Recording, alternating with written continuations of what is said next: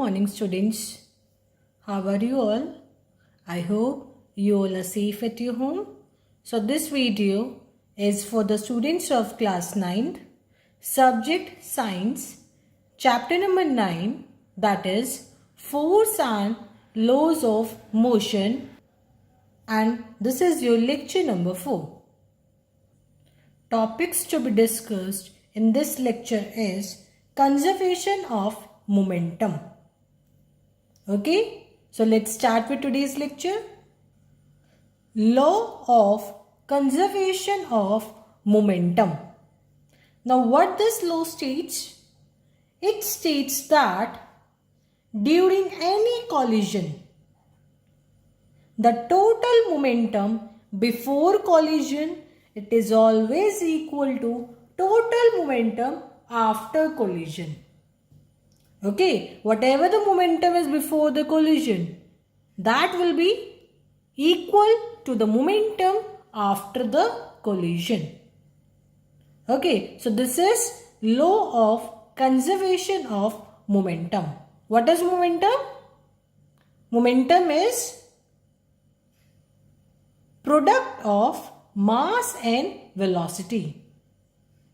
P is equal to mv, where m is mass and v is velocity. Okay. Now let us consider an example. There are two balls, A and B. Okay. These are the two balls A and B. Mass of A, ma, mass of B, mb. Okay. It is before the collision. Okay, the collision has not taken place. Now, these two balls, they are moving in same line, in same direction. Okay, they are moving in same line, in same direction. Now, when the collision will take place? When the velocity of A ball will be greater than the velocity of B. Okay, because these two balls, they are moving in the same line, in the same direction. So, it has to collide with this now. They are moving in this direction. So, it has to collide with this. So, how? Whose velocity will be greater? So, this velocity will be greater only then the collision will take place now. So, let initial velocity of A greater than initial velocity of B. This is before the collision. Now, collision. The collision has taken place. During the collision, the two balls A and B, they have collided. Okay, they have collided. Now, suppose in time t, the collision took place. Okay, in time t, the collision took place. And after the collision, these two balls, they got segregated and they were moving in the same line, in the same direction. Okay. Now, what happens during collision? During time t, when the collision was taking place, A ball exerts force on B and B ball exerts force on A. Newton's third law, to every action there is equal and opposite reaction. Okay. A is exerting force on B and B is exerting force on A during that time t. This is during the collision.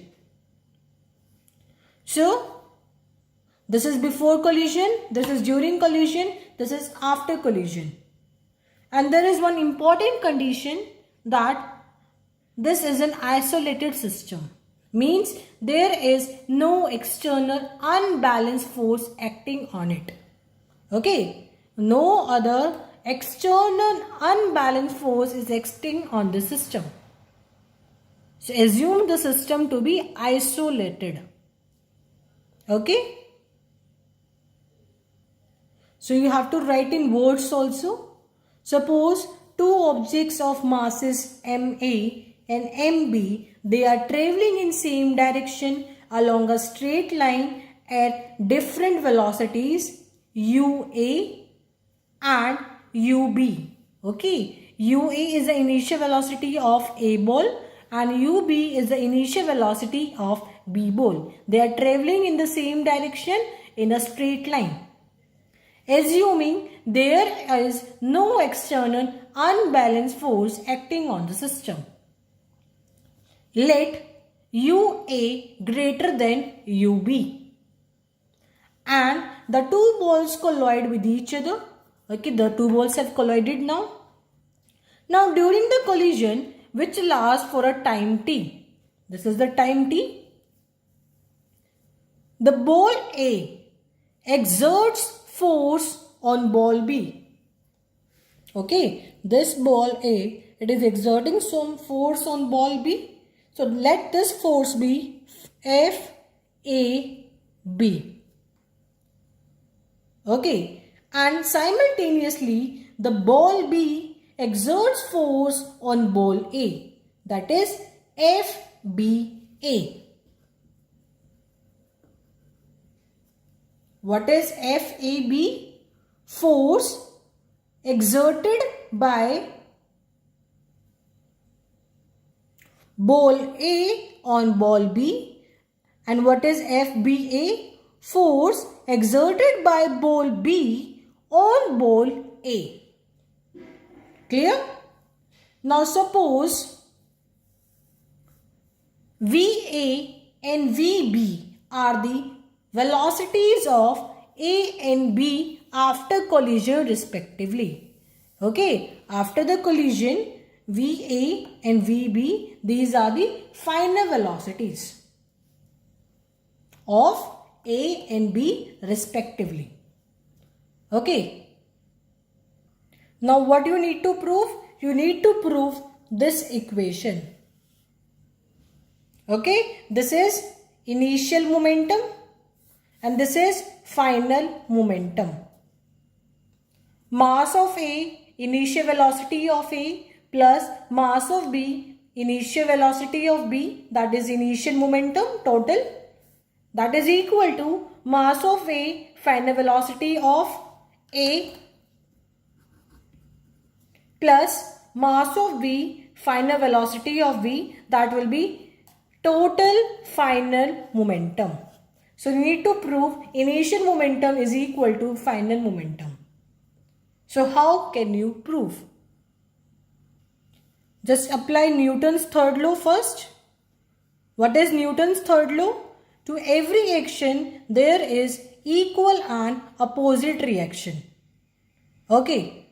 So force on A due to B, that will be force on B due to A. That means FAB is equal to FBA with the negative sign. Okay, Newton's third law is equal and opposite. That's why negative sign. So this is Newton's third law. According to this diagram, you calculated right now. Now, what is FAB and what is FBA? What is force? Force is MA. By Newton's second law, what is force? Force is MA. So, FAB, that will be equal to MA, mass of A, acceleration of A. Now, why we are taking A? Because what is FAB? Force exerted by ball A on ball B. That's why M, mass of A, acceleration of A. And what is FBA? Force exerted by ball B on ball A. So mass into acceleration, mass of ball B and acceleration of ball B. Okay. Now you know FAB, you know FBA. So substitute these two values in this equation. So it will be MAAA equal to minus MBAB. Okay. Now what is acceleration? Acceleration is V minus U upon T. So just substitute the value of A here now. Mass of A, what is acceleration of A? Final velocity of A minus initial velocity of A upon time. Because time of the collision, that will be same for both the cases. So it will be T. Similarly, minus MB, what is AB? Final velocity of B minus initial velocity of B upon time. Okay. Now time and time will get cancelled. Time and time cancel. Now just multiply MAVA minus MAUA equal to minus MBVB minus plus MBUB. Okay. Now take all the U terms on one side and V terms on the other side. So you will get mass of A, initial velocity of A plus mass of B, initial velocity of B equal to mass of A, final velocity of A plus mass of B, final velocity of B. Now what is this? Total initial momentum and total final momentum. So initial momentum is equal to final momentum. So this is the proof. During any collision, the total momentum before the collision is equal to total momentum after the collision. Clear, students? So this was about the law of conservation of momentum. Now I am just discussing one important application that will help you in solving the numericals. Recoiling of gun. Okay, this is a gun and a bullet is fired from the gun. Okay, there is a bullet which is fired from a gun. So mg is mass of gun and mb is mass of bullet. Now when the bullet is fired, so final velocity of the bullet, that is Vb, and final velocity of the gun, because the gun moves backward.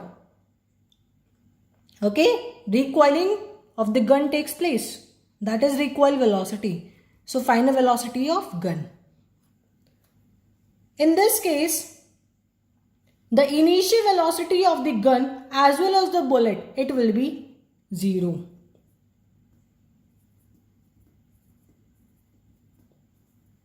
Okay, because the bullet and the gun both are at rest. So initial velocity of the bullet as well as the gun will be 0. And what is the final velocity? Final velocity will be different. Final velocity of the bullet will be Vb and final velocity of the gun will be Vg. The bullet is moving in forward direction. Simultaneously, the gun will move in backward direction. Vg. Okay. So initial velocity of gun is equal to initial velocity of the bullet, that is equal to 0. Now apply this formula, law of conservation of momentum. Mass of gun, initial velocity of gun plus mass of bullet, initial velocity of bullet is equal to mass of gun, final velocity of gun plus mass of bullet, final velocity of the bullet. Now initial velocity of gun and initial velocity of the bullet is 0. So the whole term will become 0. So 0 plus 0, that is 0. That will be equal to mass of gun, final velocity of gun, mass of bullet, final velocity of the bullet. So this is the final equation. 0 is equal to mgvg plus mbvb. G stands for gun, B stands for bullet. So, if in the question any 3 values are given, you can calculate the 4th value easily. Just apply this formula. Because you know the initial velocity of the gun and initial velocity of the bullet, they are 0 because the gun and the bullet both are at rest. Okay, so the initial momentum will be 0. So this was about law of conservation of momentum. Now let us take an example which is given in your NCERT book. Example number 9.6. A bullet of mass 20 gram. Mass of bullet is given 20 gram. So convert it into kilogram. 20 upon 1000. That will be 0.02 kg. Is horizontally fired with a velocity 150 meter per second. Okay, the final velocity of the bullet is given 150 meter per second. From a pistol of mass of the pistol is given 2 kg. What is the recoil velocity? Means velocity of the pistol is asked. So apply the simple formula. Mass of pistol, initial velocity of pistol plus mass of bullet, initial velocity of bullet is equal to mass of pistol, final velocity of pistol plus mass of bullet, final velocity of bullet. Now, initial velocity of pistol and bullet, that will be 0 because both are at rest.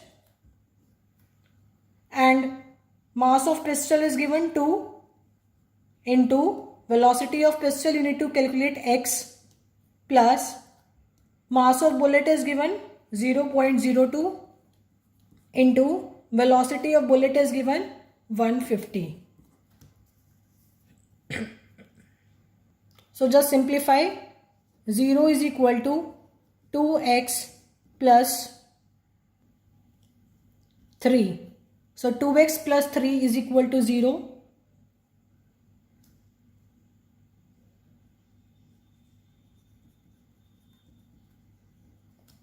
Okay. Now from this calculate the value of x. 2x will be minus 3 and x will be minus 3 divided by 2. That will be minus 1.5 meter per second. Okay, so the answer is minus 1.5 meter per second. That is the velocity of pistol.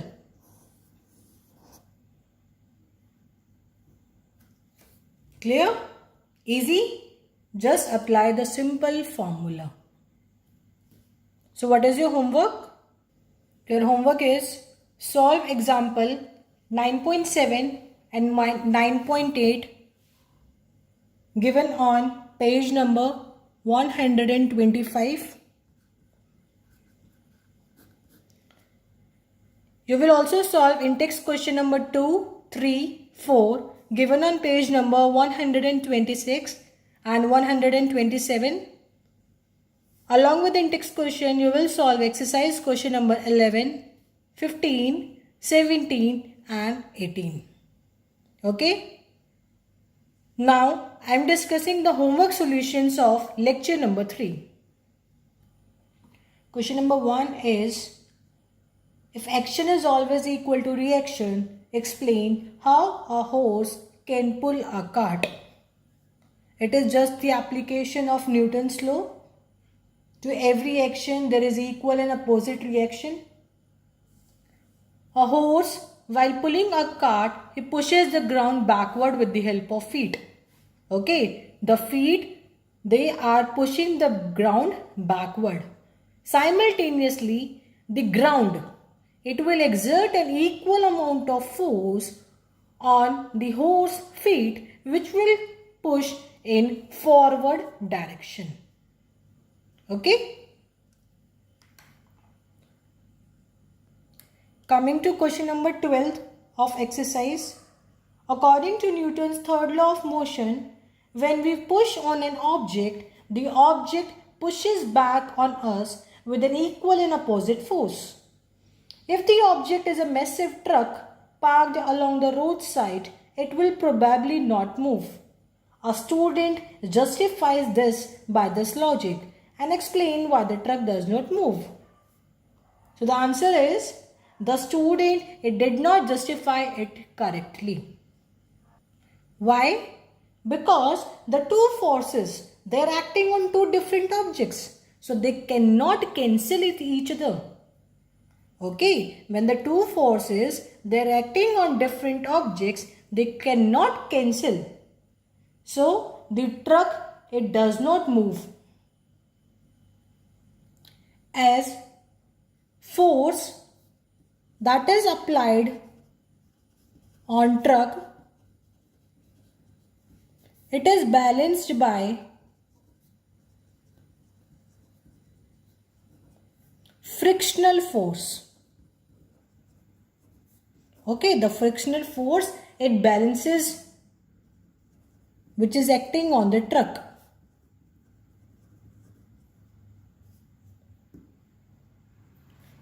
The truck, it will start move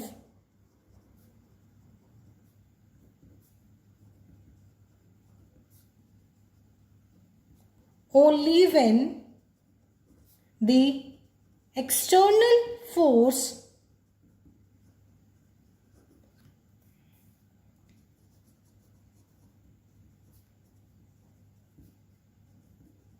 which is applied on the truck, it exceeds the frictional force. Okay, if the applied force exceeds the frictional force, only in that case the truck will start moving. Okay, so this was question number 12th answer. So that's it. Thank you.